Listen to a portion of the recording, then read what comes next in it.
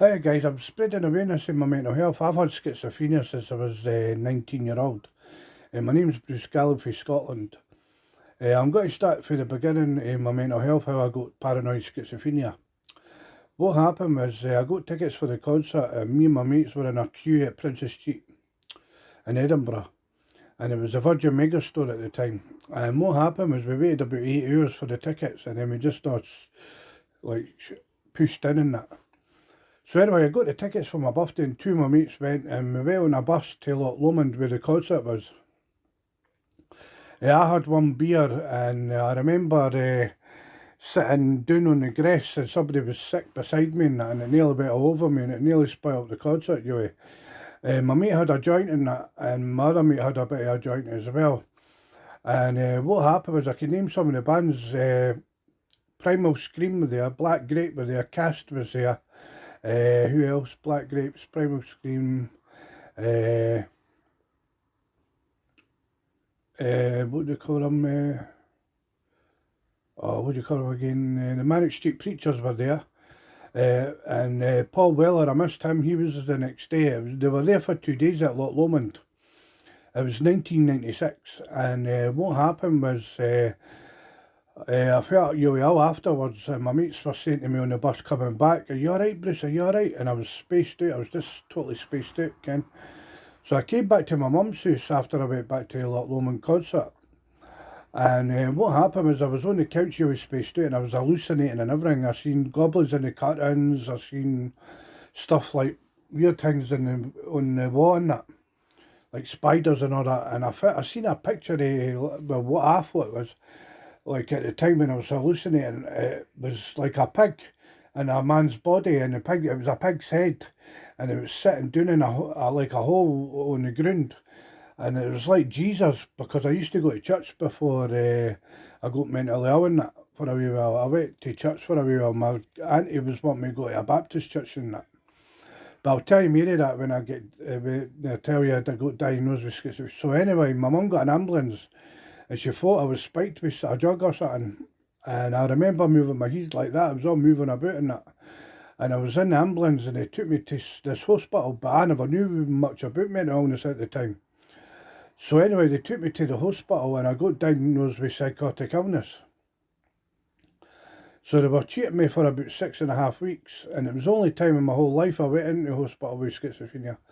I've had it since I was 44 now. I'm 44 now and I had it when I was 19, but I'll tell you more of my stories. I'll do a few of my stories, my mental health guys. So anyway, I was getting these voices, God, well, what I thought was God, but it was just my brain, Ken. And it was telling me you got to save the world with Patsy Kensit and I'm like that. My God, where's this? Well, now I say to myself, where's this coming from, Ken? Now I could realise that it was my mental illness, but it looked so real, Ken. And it was pathological or not. It was God telling me that you got to save the world, like what Diana done. You and Patsy Kensit's got to go around the world and help people like in Africa and that. And I'm like, this, Ken, this is something with Harry Potter here. And I can laugh about it now, guys. I didn't mind talking about it, but that's what I was going through, Ken. And I seen noses at the window when I was in the hospital, and I thought it was Patsy Ken's that was there as well, keeping an eye on me and stuff, Ken. And it was all through this voice of God I was getting, Ken, and I was getting the drug for my schizophrenia, and it was called capromazine at the time. But I'm knowing it now. I'm on something better now. Well, something different, guys. But anyway, I got diagnosed with psychotic illness, and when I came back from the hospital, I went to the young people's unit as well, and I moved in with my gran because my mum was not well in that, and I just found out about maybe a year ago after my mum passed away, like just after about a year ago now, that it was genetic through my mum, and my mum used to smoke the cannabis a lot and stuff, Ken.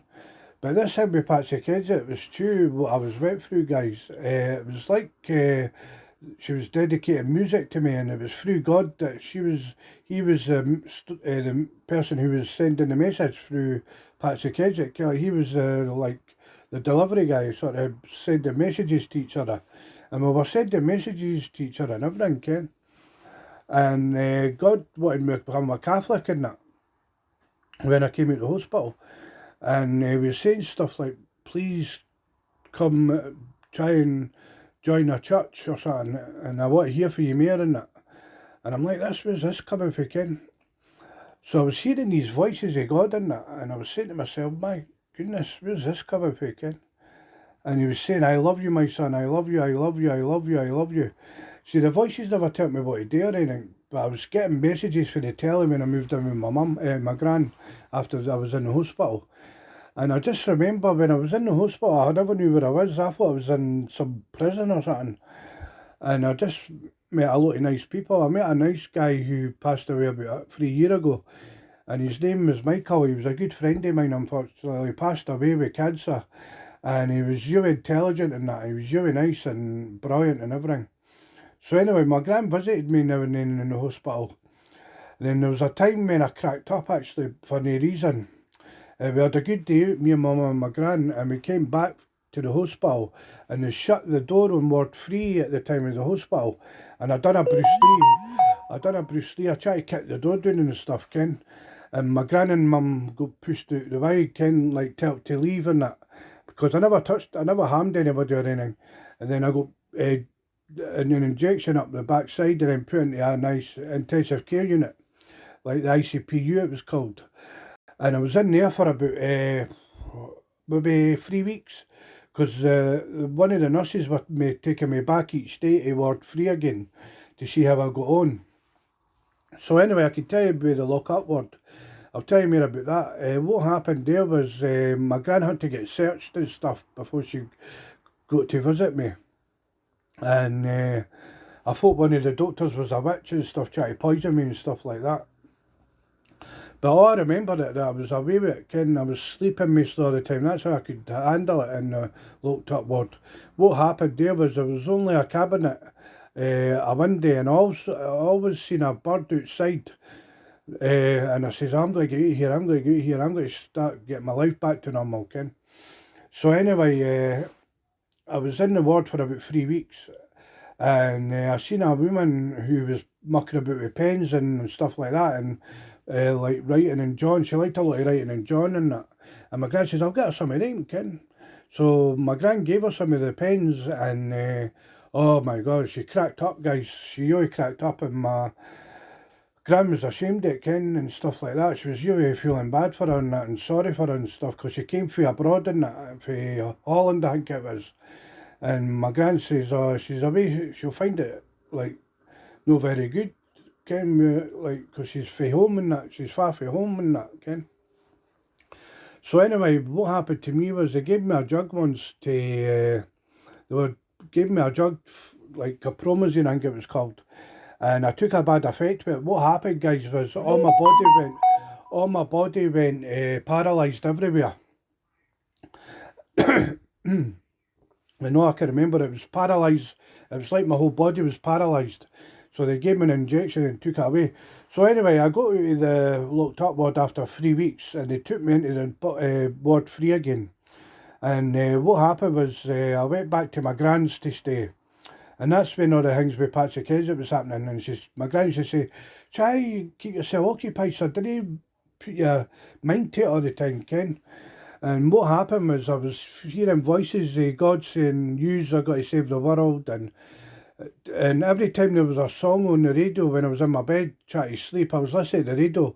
Like an Elton John song would maybe come on, and it was dedicated to me through Patsy Kensit and Save the World and stuff like that. And I was getting these messages all the time, pathological thoughts, and I was getting messages for the paper and all that. And it was all pathological, psychological stuff, Ken. And what happened was, the reason why I called it God that was talking to me was because I went to church before. I was at a Baptist church. And what happened there was, my auntie took me there, and I used to say to my auntie, could God speak to you? And he says, aye, he can, in the heart and stuff like that, Ken. And I remember they prayed over you and that, and I ended up falling backwards onto the ground and that. And they were singing, and the reason why I liked the Baptist stuff was because it was modern music at my time, Ken, about 19-year-old and that. And it was really modern music, and I really liked it. But I'll tell you in parts of my story about how me and my mum got on, moved to the countryside and that, and met a nice guy. My mum met a nice guy who was schizophrenic as well. And I'll tell you more about my mum's passing away and my gran's passing away and my mum's boyfriend passing away. Now that's part of my story now, guys, but I'll tell you in part 2 and 3 and that.